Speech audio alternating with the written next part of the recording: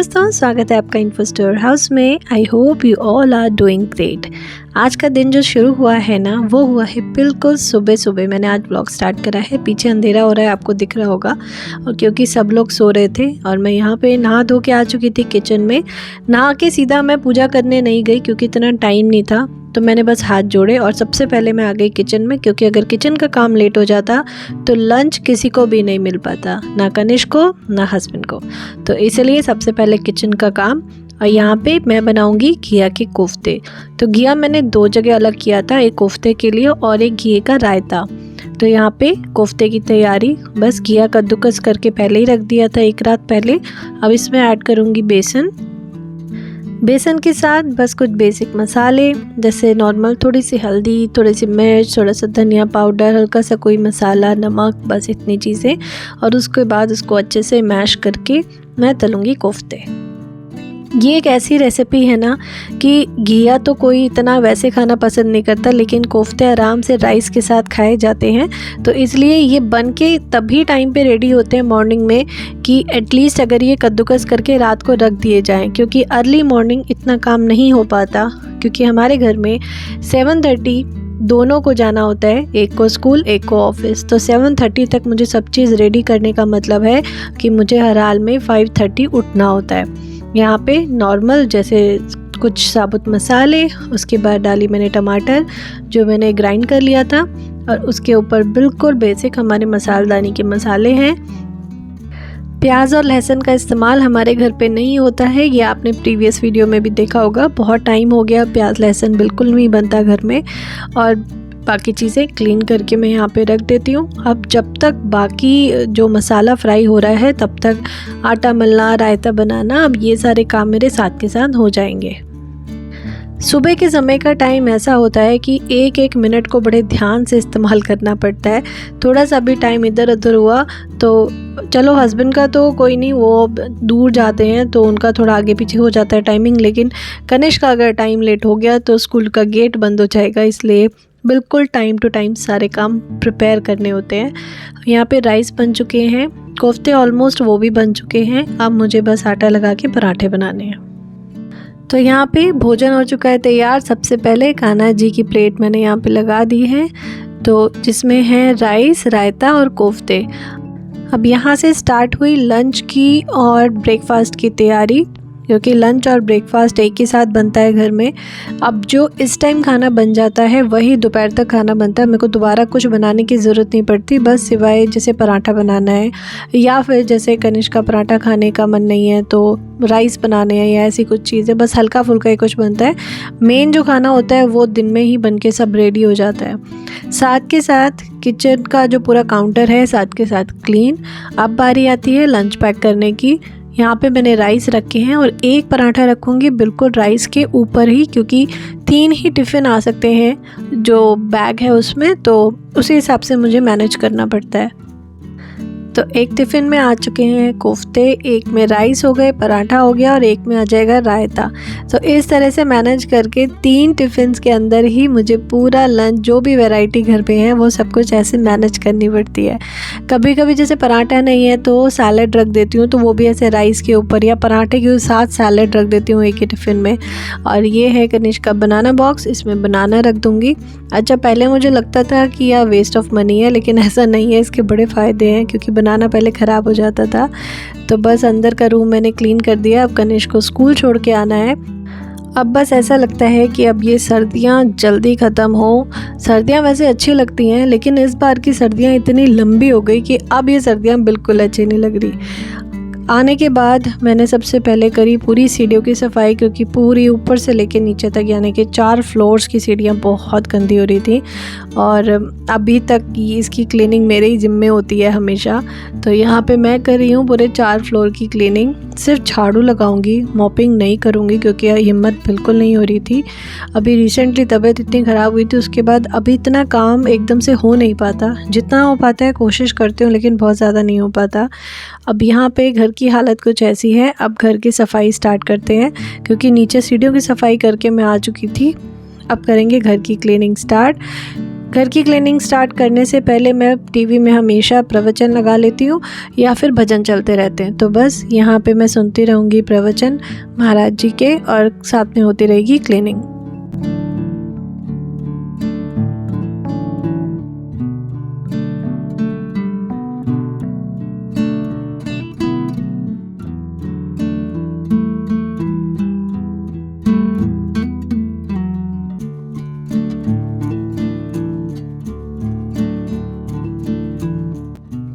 तो घर से लेके सीढ़ियों तक की सारी साफ़ सफाई हो चुकी है डन। पूरा बेडशीट बचा दी है, अंदर बाहर सब जगह सारी क्लीनिंग, सीढ़ियाँ साफ़। और घर एक बार मॉर्निंग में अगर अच्छे से साफ़ हो जाए ना तो पूरा दिन एक बहुत ही अच्छी सी एनर्जी रहती है।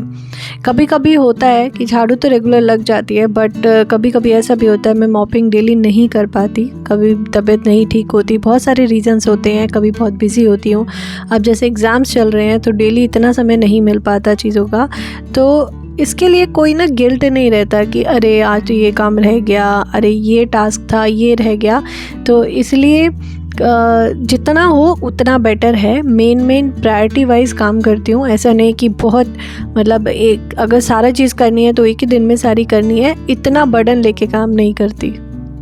इसलिए हम कई बार सोचते हैं कि क्यों ना टास्क की एक लिस्ट बनाई जाए, उसके हिसाब से काम किए जाएं तो हल्के हो जाते हैं। बट मुझे ऐसा लगता है अगर वो टास्क के काम पूरे ना हो पाए, मतलब किसी भी रीज़न से, तो एक मन में कहीं ना कहीं गिल्ट आता है, अरे यार ये काम रह गए, ये नहीं हो पाए, अब इसको कल पे डालते हैं।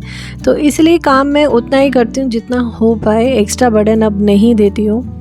और अब यहाँ पे आ गई छत की क्लीनिंग की बारी, क्योंकि छत बहुत गंदी हो रही है आजकल। पतझड़ का मौसम है, मतलब हर दूसरे दिन झाड़ू लगाना।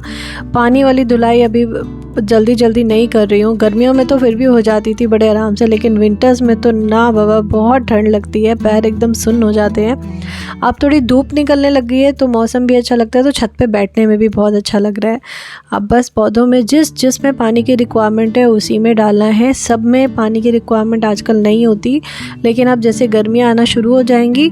यहाँ पे रखे थे छत पे, धूप है तो कुछ डब्बे सुखाने के लिए, कुछ कपड़े फोल्ड करने हैं। टाइम हो चुका है 10 बजे और 11 बजे मुझे जाना है इंस्टीट्यूट 2 बार जाना होता है मुझे, एक बार 11 बजे, तो वहाँ से 1 बजे मैं कनिष्क को लेने चली जाती हूँ स्कूल।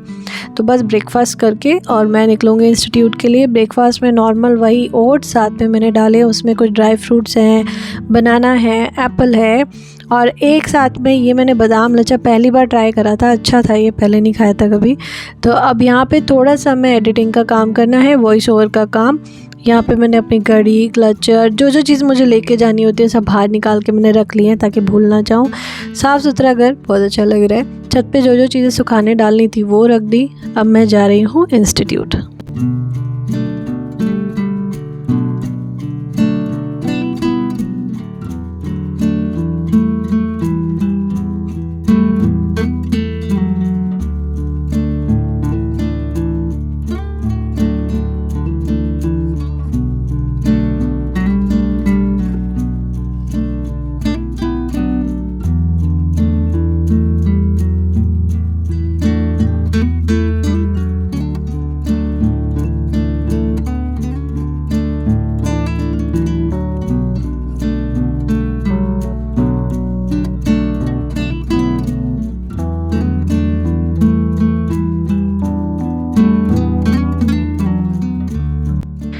बस कनिष्क को लेके मैं आ चुकी हूँ घर, और यहाँ पे टाइम हो रहा था करीब 1:20 या 25 मिनट के आसपास, 1:25 राइट, 1:25 का टाइम हो रहा है।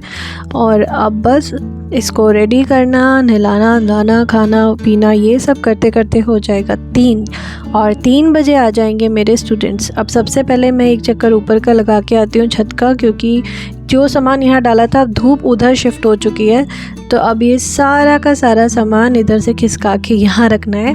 और ये जो कपड़ों का गट्ठर है ना, ये मशीन से मैंने निकाला था, लेकिन 11 बज चुके थे तो सुखाने का टाइम नहीं था, तो कपड़े मैंने यहीं पे बस गट्ठर पूरा निकाल के मशीन से मैं ऊपर रख गई थी।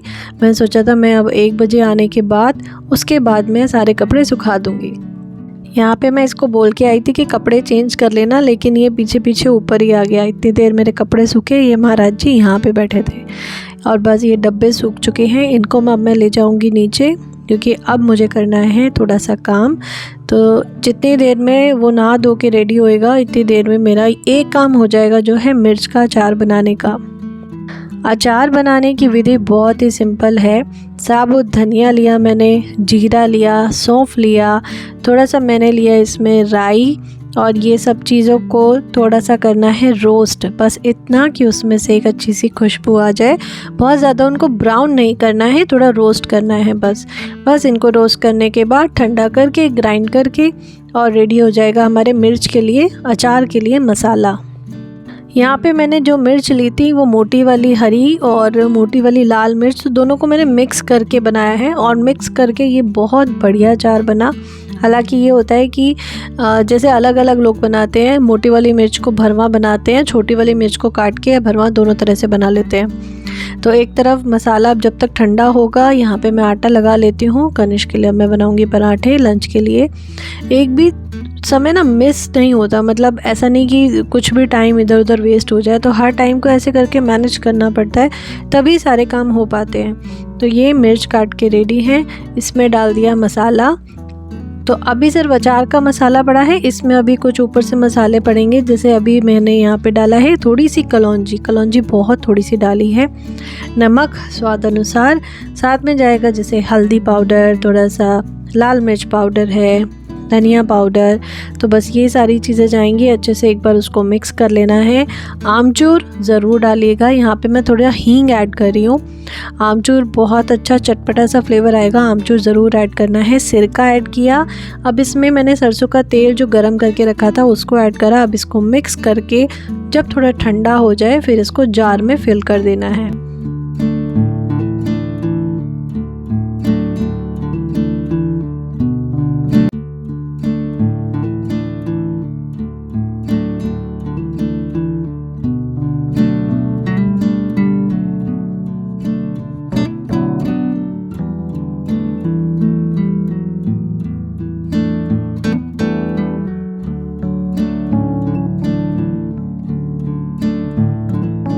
तो यहाँ पे रेडी हो चुका है हमारा अचार, और अभी खाने के लिए रेडी नहीं है, कम से कम एक हफ़्ता अभी इसको धूप में रखेंगे, उसके बाद ये रेडी हो जाएगा।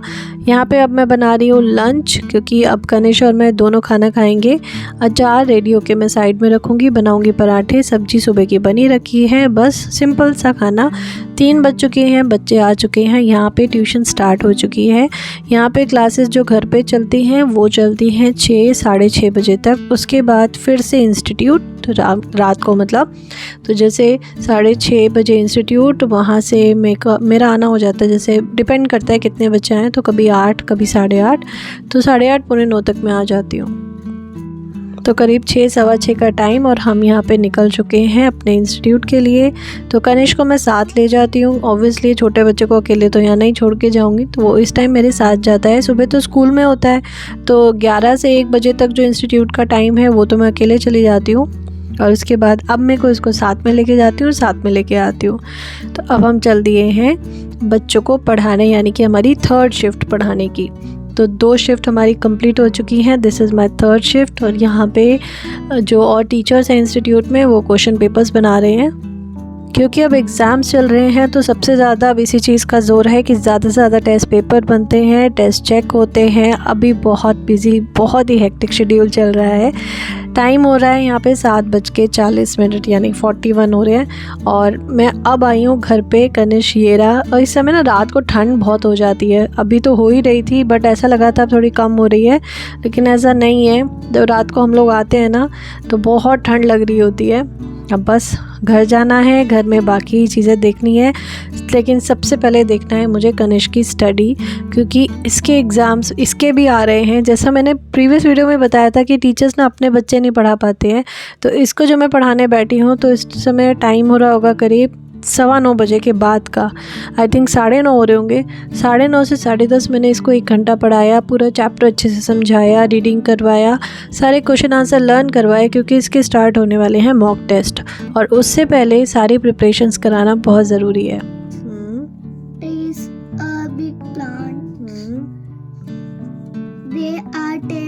They are tall and strong. They have a hard brown, a thick and thick stem.